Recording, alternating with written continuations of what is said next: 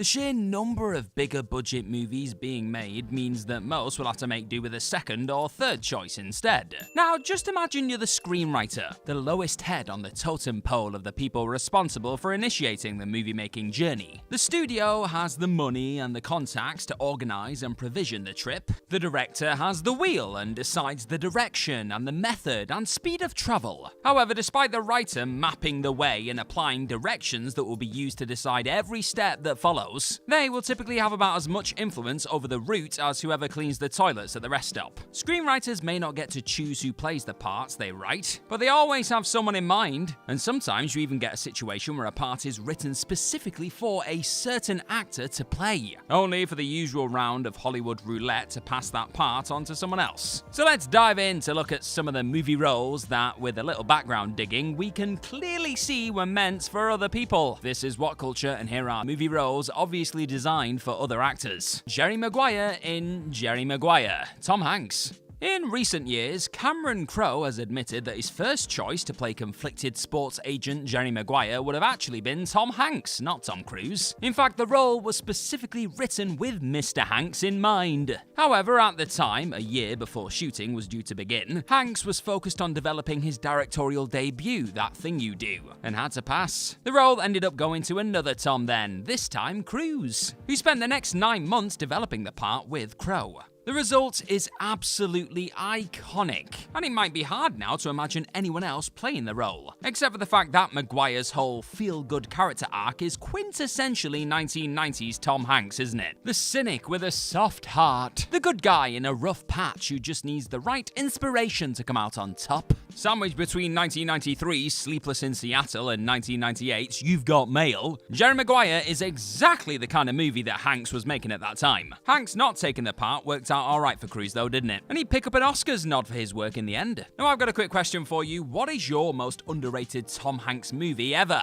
You let me know in the comment section down below. Will Smith as Django, Django Unchained. With a back catalogue like The Fresh Prince's, as well as the generational appeal, it's not all that shocking that directors big and small want to work with him. Quentin Tarantino has collaborated with a lot of the biggest names in cinema over the last several decades, but he's yet to pen anything for Will Smith, unless you count the fact that Smith was offered the role of Django in 2012 Western thriller Django Unchained. Rumours stated that Smith was uncomfortable with starring in such a violent movie and a story that centred on slavery. However, the Academy Award winner said that he simply passed on it because he wanted to play the lead and he didn't think Django was the true protagonist. Sure enough, in the film's conclusion, King Schultz, as played by Christopher Waltz, kills the picture's villain rather than Django himself, and Smith, in his words, wanted to kill the bad guy. Coincidentally, Waltz did win Best Supporting Actor for the role, whereas the final casting of Django, Jamie Foxx, whilst praised, walked out of the process without any new awards. Warren Beatty as Bill, Kill Bill. Quentin Tarantino's Kill Bill movies are an homage to old-school martial arts, action and crime movies.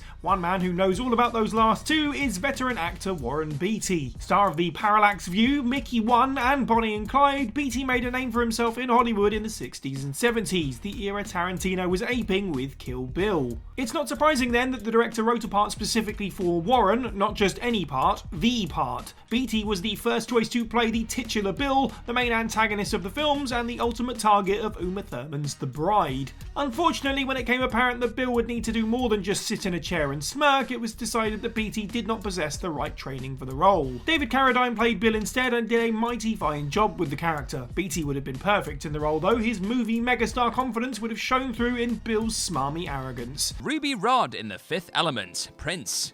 Remember DJ Ruby Rhod in Luc Besson's Gonzo Sci-Fi? High camp, high-pitched voice, dressed like he was, well, high? Well, that part was written specifically for the late Prince, and he'd even agreed to play the role. Costumes and props had been designed with him in mind, even down to the mole on Rod's cheek. Of course, Rhod was actually played by comedian Chris Tucker in the end. The official version is that Prince's touring schedule prevented him from shooting the movie, but costumier Jean-Paul Gaultier has a different different perspective. During the singer's Paris tour date, Besson asked the outrageous designer to meet Prince and show him some sketches. As Gaultier would say, in broken English and with my strong French accent, I tried my best to make conversation. I showed him my drawings, but he didn't say a word. I'd had an idea for a really funny costume with netting which quite long body hair would pass through, and I had done front and back versions of it. So then I explained to Prince, it il fake, you know, the back is made of that. And on the back where is the faux cou, you know, a very big faux cou.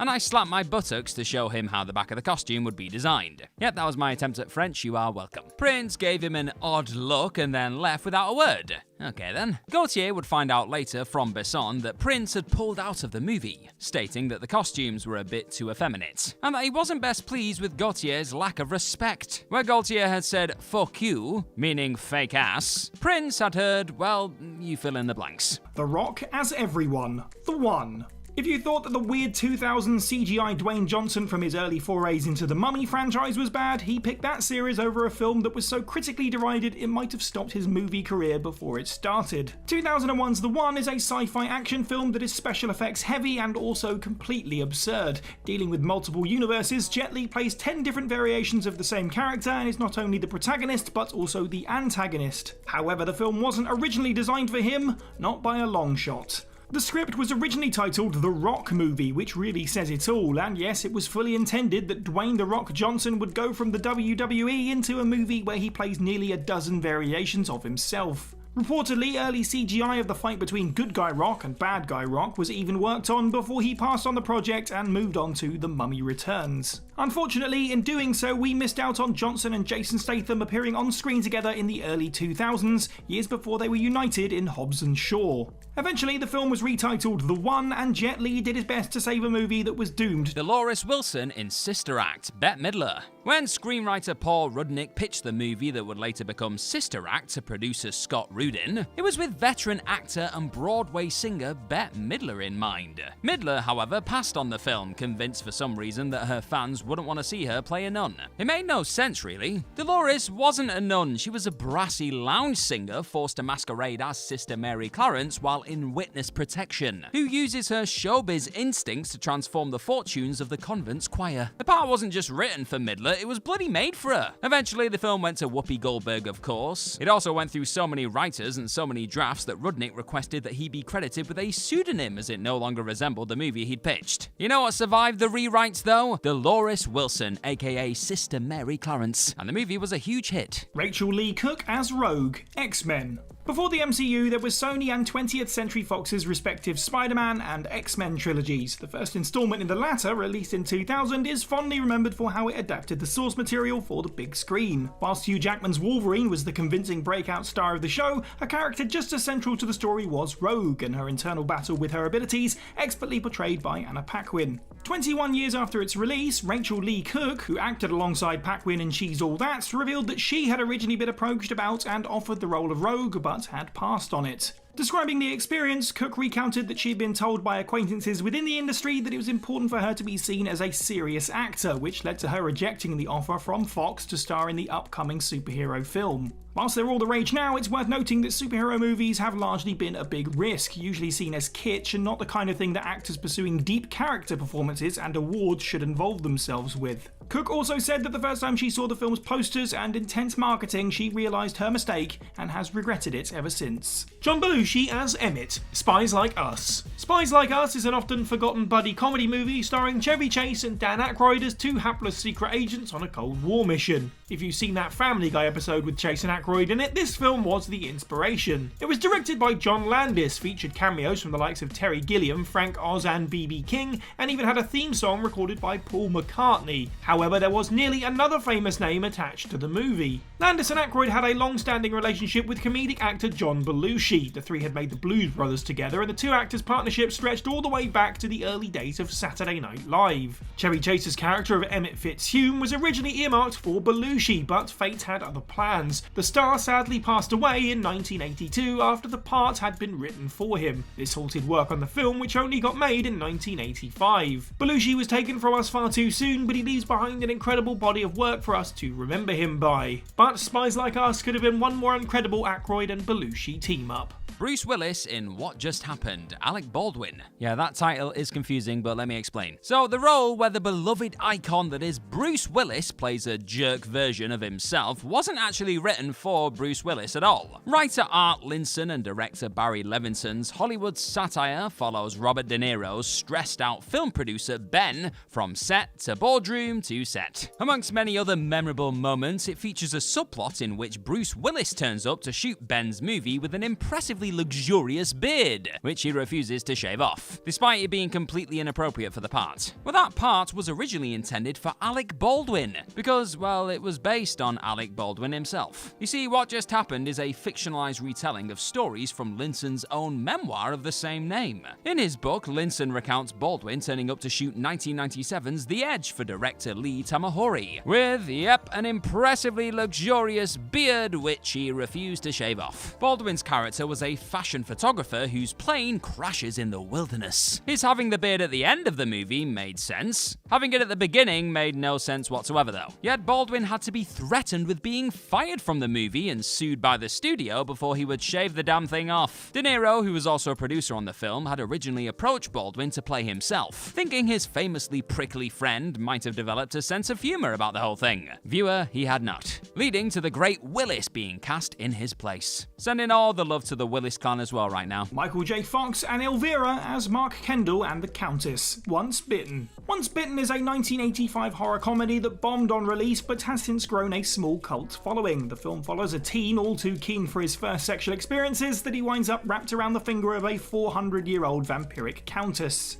The movie has a couple of interesting casting details, with the leading man of Mark Kendall originally written with Michael J. Fox in mind. However, as the story goes, the producers weren't convinced that Fox was a big enough star. Ironically, and not being approached for Once Bitten, Fox would miss out on this turkey and instead appear in both Teen Wolf and Back to the Future in the same year and become a household name. As such, the film moved ahead with up-and-coming stand-up comedian Jim Carrey in his first leading role in a feature-length picture. Carrey is certainly a highlight here that sets the stage for the actor he would become, but his character seems incredibly muted compared to the wackiness of his 90s performances in The Mask and Ace Ventura. Additionally, his vampiric love interest, played by Lauren Hutton, was originally intended for Cassandra Peterson, also known as the legendary Elvira, and it's interesting to consider if her star power would have made a difference to the film's eventual bargain bin fate. Emma Watson as Cinderella. Cinderella. Disney's relentless crusade to remake all of its classic animated features with real people has now absorbed movies like The Lion King, The Jungle Book, and Dumbo. One of the earliest examples of this trend is 2015's Cinderella, the well-known tale of glass slippers, pumpkin carriages, and singing mice. Directed by Kenneth Branagh, this version of the story has Lily James play the titular princess. This was actually her breakout role, paving the way for her appearances in Baby Driver, The Dig, and Mamma Mia, Here We Go Again. But her big break almost went to an actor with more magical history. Former Harry Potter star Emma Watson was in talks to play Cinderella as early as 2013. You can tell that Disney regretted her walking away from the movie because they cast her in almost an identical position for the live-action Beauty and the Beast just 2 years later. Russell Hammond in Almost Famous, Brad Pitt. Writer-director Cameron Crowe wrote the script for Almost Famous with Brad Pitt in mind for the pivotal role of Stillwater guitarist Russell Hammond.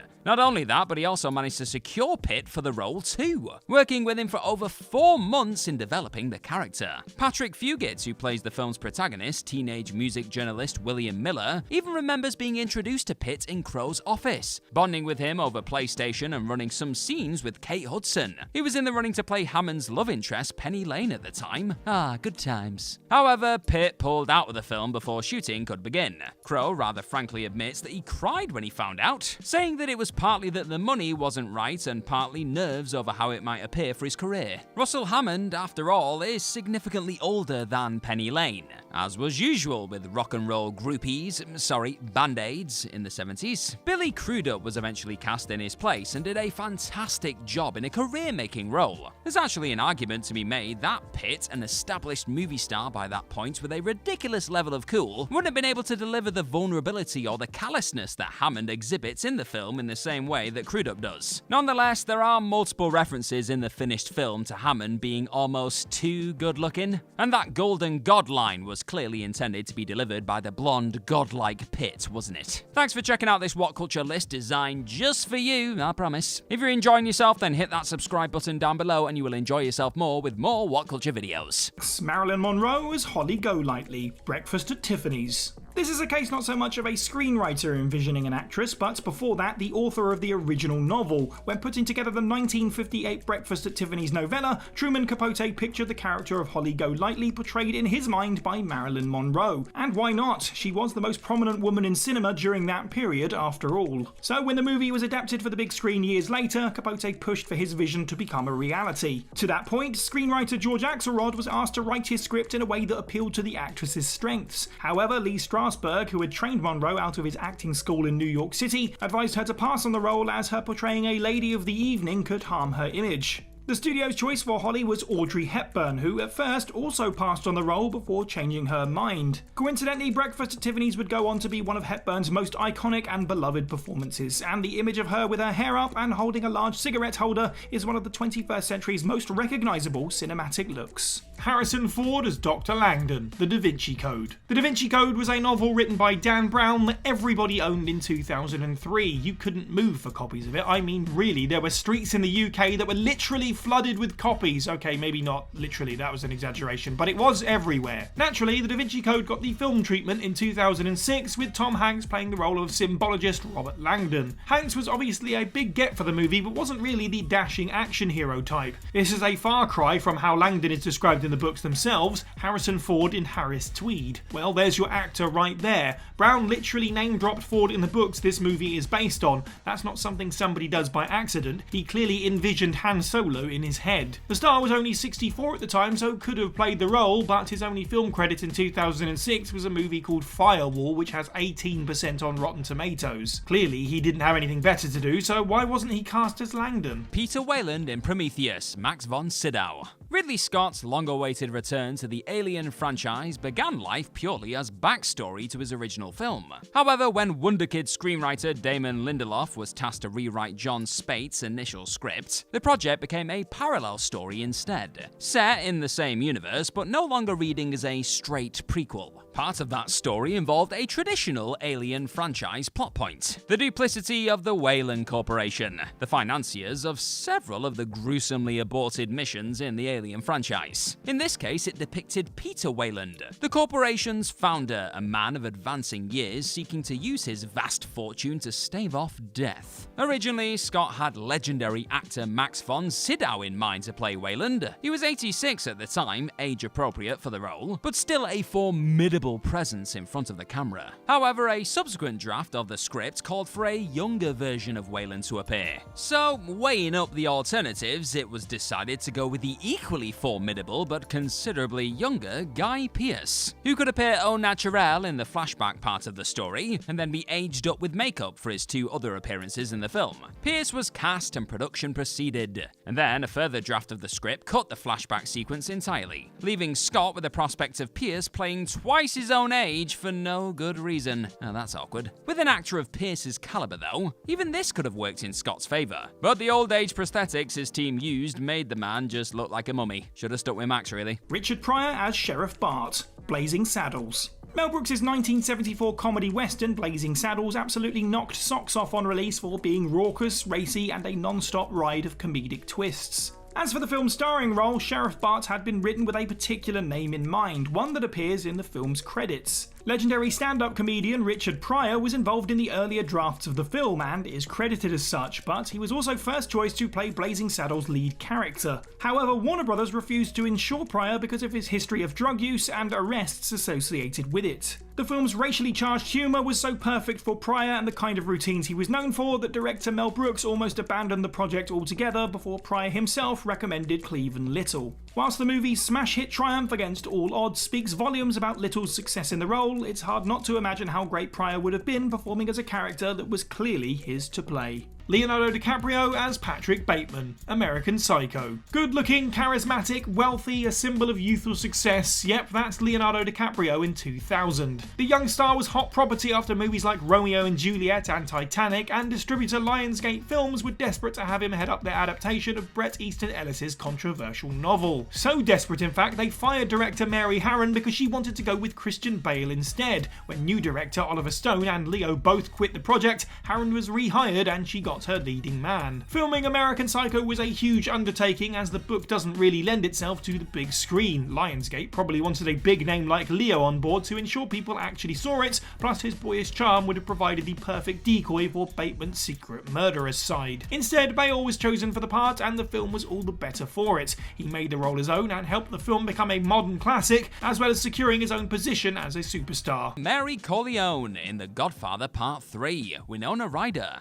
The Godfather Part III is over 30 years old now, and a lot of critical narratives have grown up around the movie. I mean, you know them by heart, right? It was too rushed, there wasn't a story, writer-director Francis Ford Coppola did it purely for the money. It just didn't live up to the quality established by the first two movies. One thing almost everyone agrees on is that Sofia Coppola, the director's daughter, was a disastrous choice to play pivotal plot point Mary Corleone, the daughter of the trilogy's protagonist, Mafia Don Michael Corleone. The critics savaged her performance in a way that felt almost personal. She was vacant and wooden, she didn't know how to perform on camera. Her line delivery was childish. Of course though, Coppola hadn't actually intended to cast Sofia. He hadn't even intended to make the film, but to steal a phrase, had been made an offer he could not refuse. Which meant he had little choice over the accelerated schedule either. 20 months to go from a blank page to the premiere. That is rapid.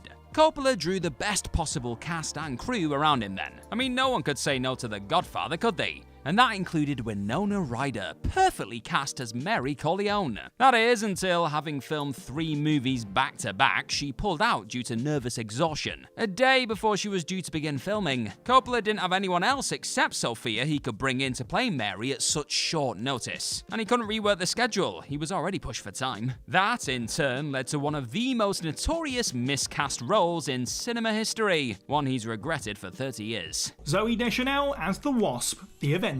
This is a rare case of a character written for a certain actor that didn't necessarily pan out because the character was actually shelved. But because of the nature of adaptation and the constantly evolving state of Marvel, the role did eventually show up in the hands of another actor. According to 2021's The Story of Marvel Studios, the making of the Marvel Cinematic Universe, Joss Whedon's early scripts for the first Avengers film were a tad different. Concerns about Scarlett Johansson's ability to commit to the project led Whedon to write a new female lead. Whedon, in his words, fell in love with writing the Wasp, who became the focal point of the story and got all of the funniest lines. Producer Jeremy Latcham had to pull Whedon away from the idea so that Avengers could focus more on the ensemble that had been set up by previous outings, but revealed that Whedon's writing had Zooey Deschanel in mind. At the time, Deschanel had favourable performances as quirky and comedic characters in Yes Man, Elf, and The Hitchhiker's Guide to the Galaxy. The character of the Wasp made her way into the MCU 6 years later in Ant-Man and the Wasp. With a new writing and directing team, Whedon's vision of Deschanel as the character never came to be, with Evangeline Lilly taking upon the mantle instead. Matt Damon as Jake, Avatar. Despite arguably leaving no lasting cultural footprint whatsoever, Avatar is the highest grossing movie of all time. It centres on Jake Sully, a disabled man who travels to the far-flung world of Pandora. With the help of a big fake blue alien body, he falls in love with one of the locals and helps them stop an evil corporation. The role of Sully was originally offered to Matt Damon, a deal that included a 10% cut of the film's box office. However, he turned the role down to focus on the Bourne series. That is the film equivalent of turning down a ribeye steak to focus on a hamburger you found on the floor. The part eventually went to Sam Worthington, who gives off huge "we have Matt Damon at home" energy. They even kinda look the same. It's unlikely that Damon would have brought anything new to this bland character, but James Cameron didn't have to be quite so transparent about his desire to have him in the movie. Makes you wonder how many times he called Sam Worthington Matt on set, doesn't it? Dr. Alan Grant in Jurassic Park, Harrison Ford.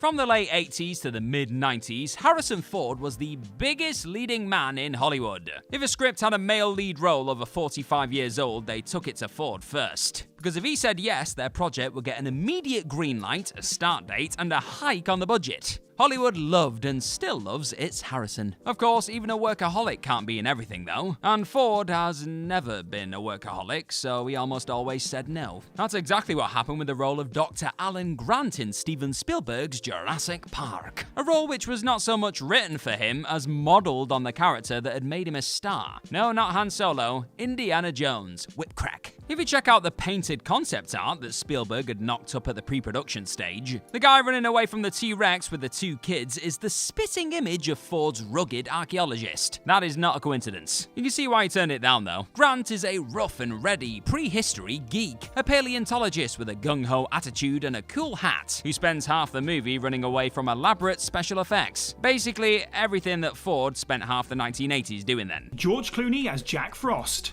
Jack Frost. For every great Christmas movie, there are at least a dozen hollow, unashamed cash grabs. One of these is Warner Bros. 1998 Christmas flop, Jack Frost, that centres around a father, written for George Clooney, who becomes reincarnated as his kid's snowman. When Clooney left the project, things got mighty awkward. For one, the snowman animatronics, handled by the experts over at Jim Henson's Creature Shop, had modelled the character's facial features and acting style on the A-lister, so it would have been hard to shake the idea that whoever stepped into the role was playing second fiddle. Many names were considered or approached, but it was Michael Keaton who eventually took the chance. Ironically, Clooney left Jack Frost to work on Batman and Robin, a series that Keaton had been instrumental in kicking off back in 1989. Unfortunately, the departure of George Clooney also prompted the film's director, Sam Raimi, to jump ship too. His replacement was Troy Miller, who, whilst having experience in television and stand-up, had never directed a feature before. The film was an abject failure, failing to make back its budget or impress audiences in any way. Clooney seems to have narrowly avoided disaster, as whether you think it looks like him or not, the Snowman character was heavily criticised for just being weird and creepy. At least Batman and Robin, as stupid as it is fun. Christopher Lee as Dr. No.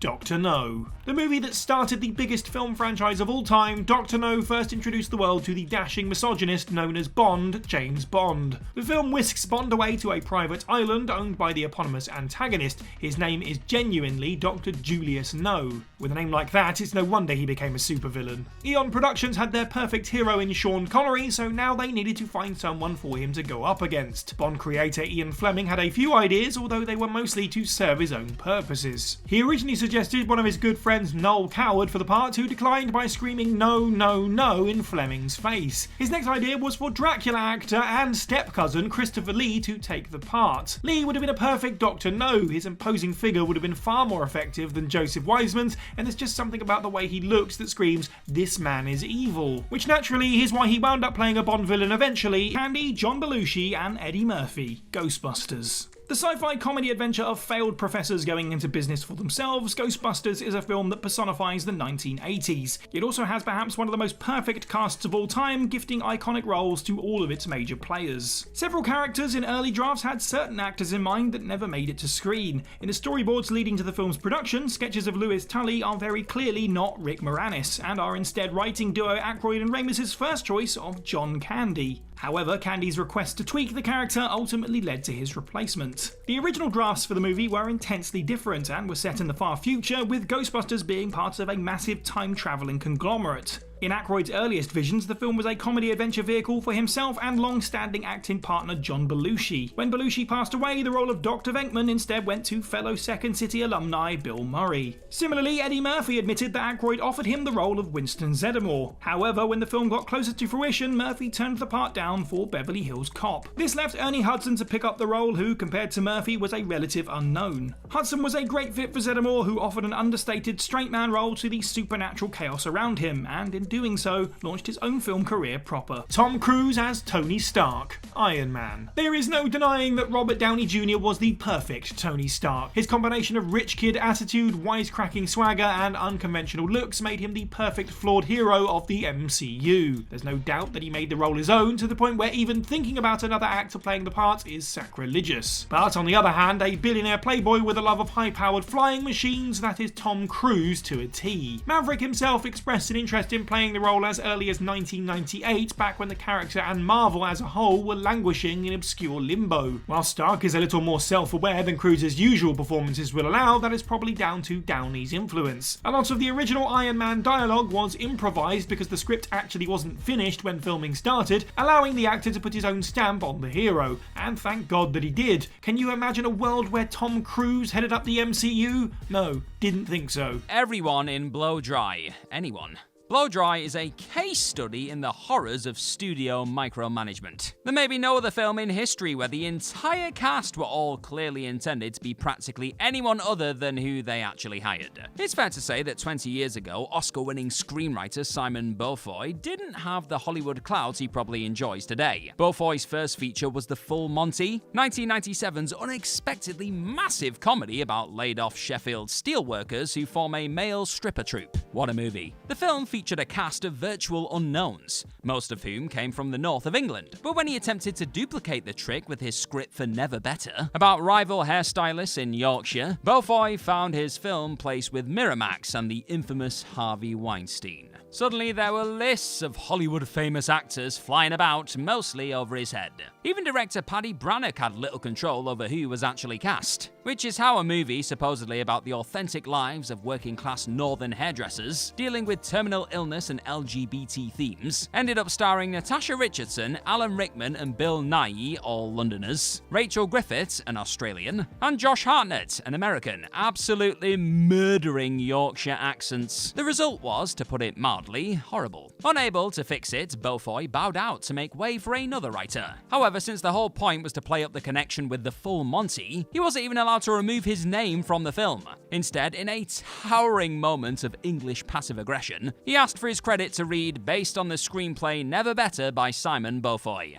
Well played, to be fair. Sylvester Stallone as Axel Foley, Beverly Hills Cop. What made Beverly Hills Cop so good when it arrived is how it flew against typical action film fare, swapping out the macho bravado super cop for something more chaotic and comedic. Axel Foley, a reckless danger to the force, finds himself way out of his depth when he leaves Detroit to pursue a personal case in Beverly Hills. Whilst several actors were considered for the role, the closest who got to the starting line was mainstay action megastar Sylvester Stallone. In fact, he actually got cast. Stallone was, in a way, a perfect fit. The role of Foley would have given him an opportunity to almost play a parody of his other hyper-masculine work, and his name value alone would have sold the film. Instead, he took the script and rewrote it, turning Beverly Hills Cop into a straightforward action flick. Stallone presented this version to the studio 2 weeks before production was set to begin, but was simply told no. Days later, he would be replaced by Eddie Murphy. This means there's possibly a script for Beverly Hills Cop out there in theory that stars an Axel Foley designed specifically for Stallone's style of big muscles, big guns, and big explosions, written by the actor himself, assuming Paramount didn't immediately shred it. Thankfully, the project got back on track, and Eddie played the role like it had been his all along and became a film star overnight because of it. James Woods as Mr. Orange, Reservoir Dogs. For his first feature film, Tarantino gave us Reservoir Dogs, a story following 8 criminals after a bank robbery gone wrong. The men all hide their true identities, instead addressing each other by Mr. followed by a colour. Steve Buscemi is Mr. Pink, Tarantino himself appears as Mr. Brown, and Tim Roth plays Mr. Orange, although that's not how it was meant to go down. Tarantino envisioned that particular part going to James Woods, who had previously appeared in Videodrome and Once Upon a Time in America. Woods would have been perfect, having starred in many a gritty crime drama beforehand. He missed his chance at Mr. Orange, although it was not his fault. It turns out that Woods' agent received Tarantino's offer multiple times and simply didn't tell his client. Presumably, they didn't want to take a risk on an unknown filmmaker with such a violent script. When Woods found out about this, he fired his agent right then and there.